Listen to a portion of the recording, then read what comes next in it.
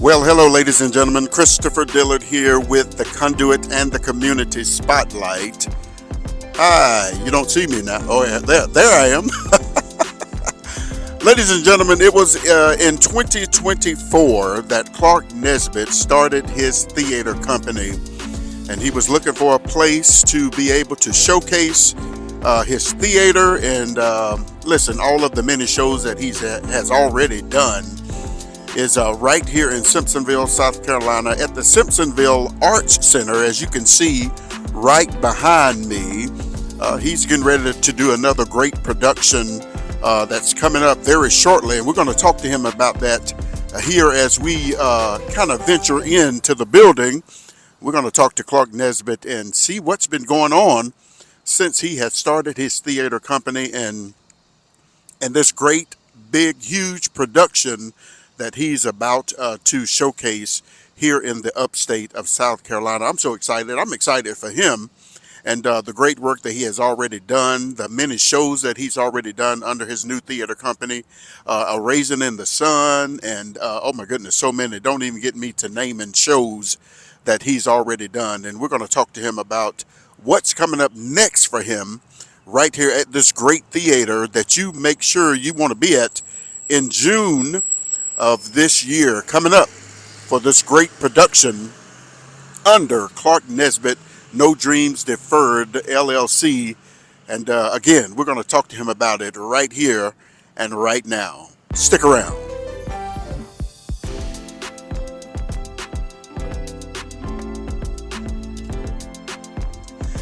And ladies and gentlemen, we are now on the inside of the theater right here at the Simpsonville Arts Theater in the beautiful city of Simpsonville, South Carolina. Christopher Dillard here with the Conduit and the Community Spotlight. I am so delighted to be on location right here as the set design team is setting up things now on the stage, getting ready for this wonderful production that's coming up in the month of June. You certainly want to be here for that great theater weekend as the Clark Nesbitt Theater presents a wonderful, absolutely awesome production that's coming up. You want to make sure to be here in Simpsonville, South Carolina. We're going to be talking to the man himself right here on the Conduit and the Community Spotlight with Christopher Dillard. He's coming up shortly. Stick around, ladies and gentlemen.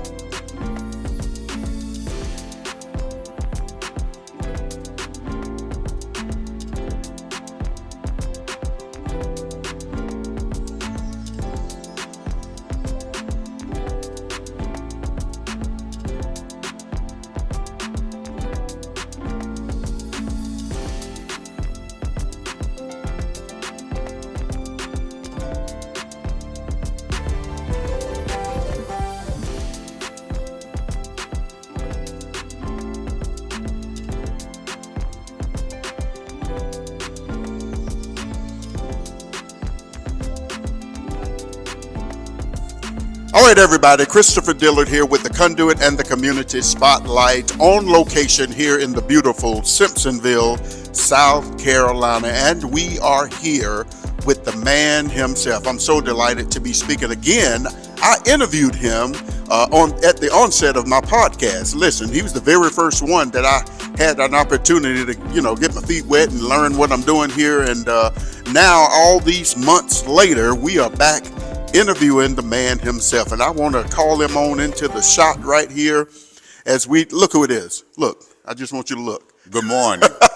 Ladies and gentlemen, Clark Nesbitt of the Clark Nesbitt Theater, better known as Clark Nesbitt's No Dreams Deferred. No Dreams Deferred. And I tell you what, Mr. Nesbitt, what a wonderful work you have done in the upstate of South Carolina. How many productions now already under your belt, under your new theater company? Good question. I think to date we have presented 11 productions. Wow. And produced 3 additional from out of the state. Oh my goodness. That's incredible, isn't it, ladies and gentlemen? Absolutely incredible. Now this is how I want to start before we talk about this wonderful production coming up in June.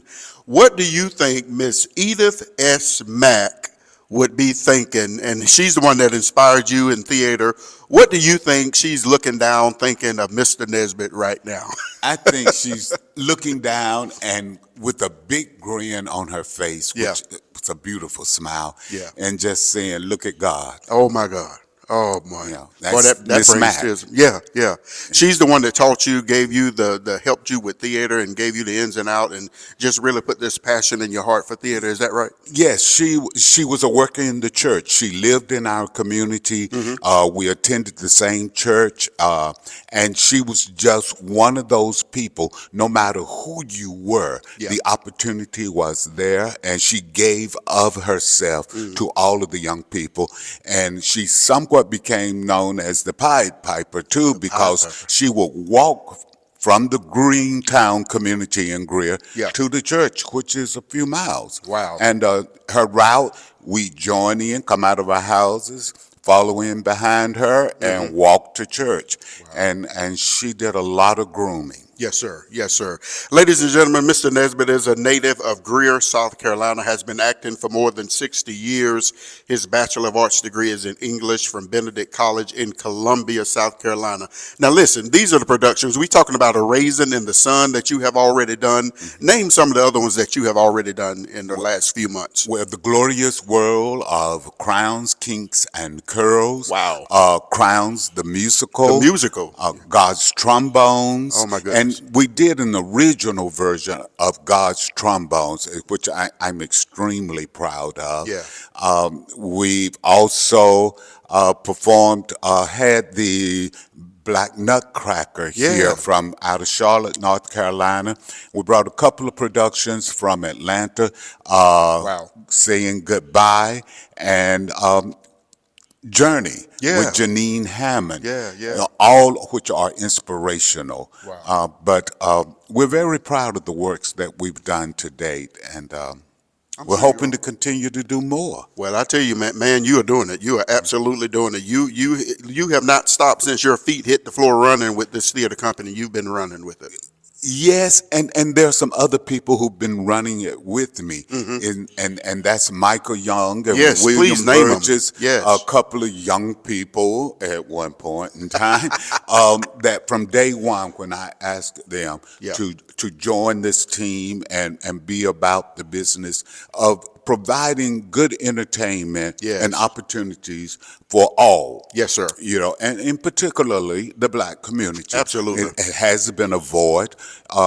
Yeah. Some think we're the first one, black theater, to provide the services, but that's not true, because the first would be Bont Cultural Theater Oh, wow. in Greenville, which was formed in the late 70s and ran through the 80s, and then after that, the Phyllis Wheatley Repertory Phyllis Theater. Wheatley. But it has been time between these community theaters, and we are still finding ourselves asking the same question we asked 50 years ago. Come on. And the search for being able to participate in theater on a regular basis. On a regular And basis. particularly when it's a story that identifies you and it Yes. allows you to express yourself from a natural cultural standpoint. Absolutely, absolutely. You know, I just said in an interview not too long ago, Mr. Nesbitt, how important it is for us to tell our own stories. We know sometimes Hollywood has the money to put out theater and movies and all this, but sometimes we need, I think really all the time, for us, our culture, it's important for us to tell our own stories. Am I right? You're right. Who can understand the story better? Come on. Okay. It's one thing. I grew up at a time when integration was coming about. Sure. And so I was in an all-black school through ninth grade, and Wow. then 10th through 12th grade, I was in an integrated situation. Mm-hmm. And the first couple of years, I was, there were 50 to about 1,100 students. Of Mm-hmm. black. So we've always had to adapt Yeah. to others' culture. Sure. And so never really got to explore what it's like to Wow. understand your culture until I went to a historical black college, Benedict College in Benedict Columbia, College. South Carolina, Yeah. where I was introduced to the works of Langston Hughes. Wow. And when you study the works of Langston Hughes, Come on. and Langston Hughes has a way of telling our history in a poetic way Yeah. that everyone can understand. Sure. And so this turned me on to the fact that I didn't know much about who I was as a black man Come on. here in America. Wow. And I think all cultures Yeah. have an opportunity. You have the Greek festivals. Yeah. You know, everyone right. expresses their culture, but for some reason or another, just recently with Juneteenth, Come on now. we started to do that. Yeah. But I think theater in general, which is a form of entertainment which people enjoy year round. That's right. Not just a holiday. That's right. Not a Black History Month. Right. Right. But as a regular thing and a regular part of life, because we are in this world every day. Every day. Every So day. we have to live it every day. Right. And it's important that we tell our stories, that we tell history, and we pass it down, because now history is being skewed. Oh, my. You're being dictated to talk about Come on. how your experiences have affected you Come and on. what it means to you. Yeah. And others are saying, well, that's not what it means. How can that be? Come on. Until you walk in a man's shoe. Yeah. Yeah. But we we won't get on that soapbox, will we? Let's get to why we're here today. Ladies and gentlemen, probably the biggest, greatest production under his belt to date is coming up in June of this year, coming up in just a few weeks, right here at the Simpsonville Arts Theater. And listen, I have the flyer for it. Mr. Nesbitt, why is it for this particular story, this particular production that never seems to die? You know, it just keeps coming and it keeps coming. Movie theater, I'm in the movie theater, and why is it that this production right here so important? Why is it that this particular story is so important, and that you're bringing it to the people? Okay. For me, it's important because the first thing is that I think it highlights and it pays tribute to the strength of Black women. Yeah. Okay. Yeah. It plays to the power of understanding love. One of the things I'm enjoying most about it is that because of the period that it starts, and we're starting in the late 20s going up to the 50s, is that these are experiences that truly depict us and our culture and a lot about. And I have found that a lot of young people know very little about what we could or couldn't do that Absolutely. time. Why is it that certain things were done a certain way? Yeah. Why do we portray things a certain way? And why it's important to be authentic about what we said, because it is our history, our past that will guide us in the future. You know, if you don't know that, then you're going to miss out on a lot in life. Right. But it's important to me because it gives me that opportunity to share with younger people. This is the generation of my grandparents and my parents. I was born in the 50s. So you know, so I understand some of the things that we had to deal with. And the story of love. Yeah. Okay. Very often, and it's the confusion of what love is What love sometimes. is. And I love a story that identifies love in its truest sense. Yeah. Sometimes we mistake sexual things with love. Come on now. And I think we need to understand that there is a difference. And I love the story of Celie. Yeah. Because in the end, she prevails. She sees the beauty within herself. And I think that's something all of us need to do. That right is there. learn to see the beauty within ourselves, not what someone else sees. Come on. But what we see. And if we like what we see, others will as well.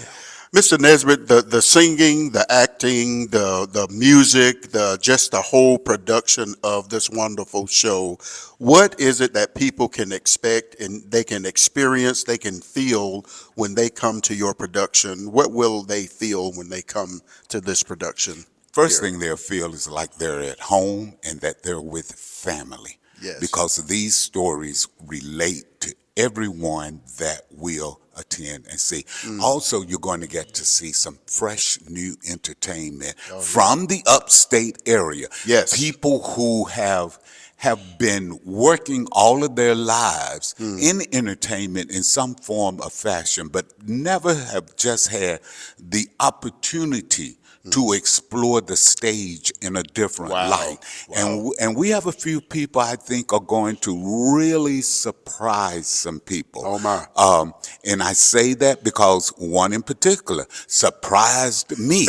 And when I'm surprised, I think everyone else will be as well. Wow. And it's a short story, and that's the story of Celie, the main character. You know, someone else had been casted, and for valid reasons, had to exit the role. Yeah. But someone just happened to be at rehearsal. Wow. Just step right in. At rehearsal, and had not considered them in the role. Wow. And made a couple of phone calls, and then was like, wait a minute. How do you feel about this role? And she is going to be phenomenal. Amazing. I can't wait. Absolutely amazing. Give us the dates so people will know exactly when they can come to see this show. June 13th, 14th, and 15th. Friday and Saturday at 7 o'clock, Sunday at 4 o'clock. But we need you to help us sell it out so we can extend the show. Yes. You can get your tickets at nodreamsdeferred.ludus.com. Ladies and gentlemen, you have heard it here yourself. Absolutely no excuse for you not to get to Simpsonville to see this wonderful, wonderful production up under Clark Nesbitt and his wonderful theater company. I'm so happy for him, so excited for him. He's gotten all kind of various awards already in our community. Do you want to talk about that? You just received a very prestigious honor. What was that? It's the Founders Award from the South Carolina Theater Association. That's amazing. And it's the highest award that they award. And the gala is June the 7th at the Children's Theater in Greenville, starting at 6:30. And I am one among about 8 recipients of awards, but I am receiving the Founders Award. And when I was notified, my first question, what, me? How? Why? But then I remembered something.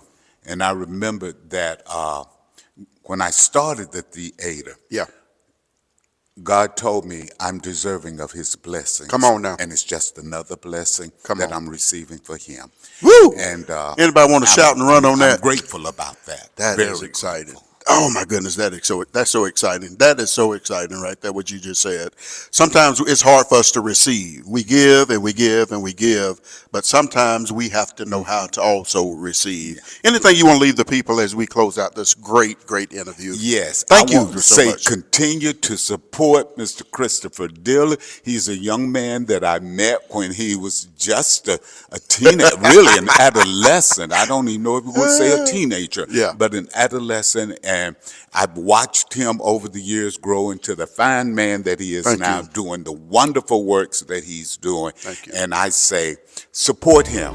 Thank you. Support us. Yes. Support our business. Support us. Support us. That needs to be a t-shirt. Support us. Support our own. We need to do that. Mr. Nesbitt, thank you so much for your time. Thank you, Chris. And the people are going to come out in droves, I'm sure, and support this theater and support this production that's coming up. All right, Christopher Dillard, the spotlight, the conduit in the community spotlight right here in Simpsonville, South Carolina. And we'll see you when we see you. Thank you.